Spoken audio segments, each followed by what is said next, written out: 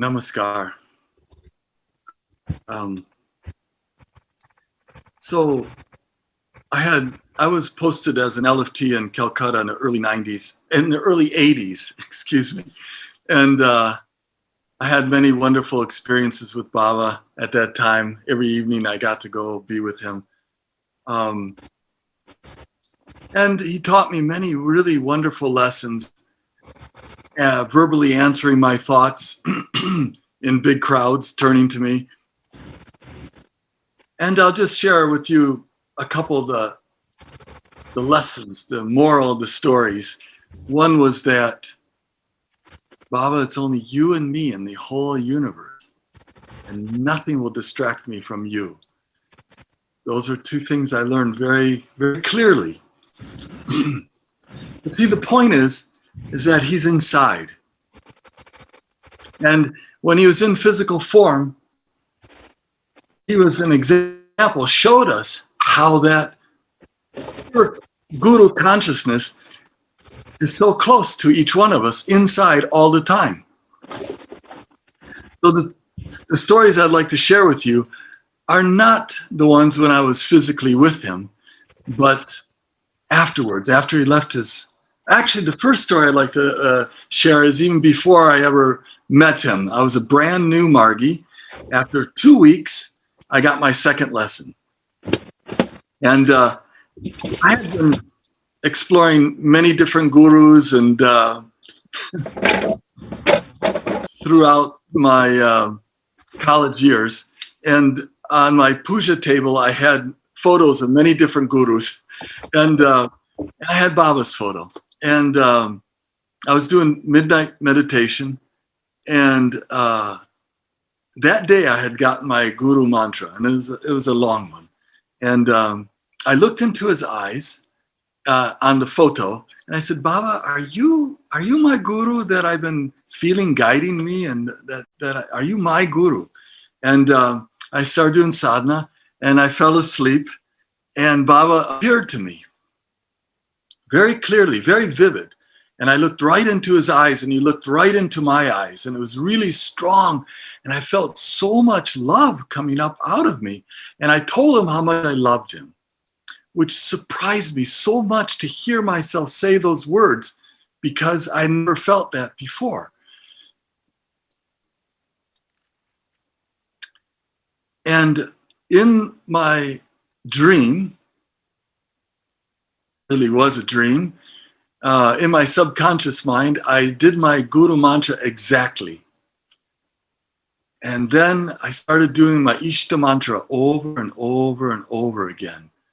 And Baba was teaching me how to surrender myself using my Ishta mantra. And Baba's body became like a vessel filled with liquid gold light. And I went into that gold light. And he answered my question. Yes, he is the guru. It was the guru that I was looking for. But the lesson, the story, the moral of this story is that two things. Number one, just like in the first part of Kaushiki, I know how to request you. You have to ask him. You have to request. Please let me love you more. Please come to me. You know, that's how close you are internally with the guru. And the second lesson with this one is that love is already there. It's already there. Between the soul and its source, that love is so strong, and our minds just get in the way in all of our past sanskaras. Then many, many decades later, I had just finished my Acharya training in India. And I came back to Austin, where I'm living. And the very day I come back, I get a telephone call from the manager of the cooperative farm that we owned, screaming, "The house is on fire, the house is on fire," the day I get back. And I said, okay, well, call the fire department, you know, like this. I was surprisingly non-attached. But I was the prime suspect. because I had it insured. So I had to go to the police department for a lie detector test. And they put me in a room, hooked me up to all these instruments, wires, and started asking me questions and questions. And it went on for a long time. And so in the middle of the interrogation, I started doing sadhana. I felt Baba's presence. And it was really a beautiful sadhana. Even though I was, answering them, yes, no. And they burst into the room. They had called an ambulance. Afterwards, they showed me that all the needles for the lie detector test went all down to like nothing. So they thought I was having a heart attack or some serious medical condition. And they called me out, and the whole police department sat around me and started asking me about meditation. And I ended up teaching the police department about spiritual meditation. And they all became very good friends, and vice versa.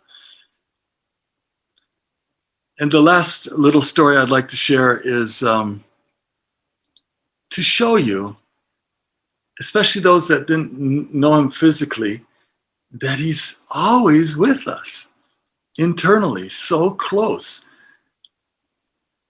I was flying to New York for RDS, and with all the acharyas meeting there, and my plane, I had to change planes in Houston, and then I got on the plane, and it was going down the runway, and the whole time I'm looking around thinking, I had a really negative thought. I said, oh, Baba, nobody's ready for meditation. Everyone was drinking alcohol, smoking, eating meat, fat, just all these really, and this very second I had that thought, Baba, nobody's ready for meditation.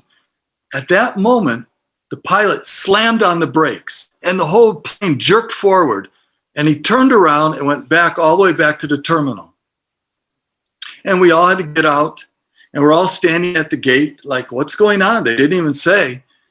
And an employee of the airport was sitting there reading a book. And I said, oh, what are you reading? And he goes, I'm reading about spiritual psychology. And I go, oh, I teach meditation at the university. And he goes, oh, I just asked God to please send someone to teach me meditation like this. And I said, really? Wow. And so we sat, and I taught him meditation for about an hour. And right when we were finished, he said, the airplane's ready now. And we all got on and left. So, Baba knows who, Baba knows when.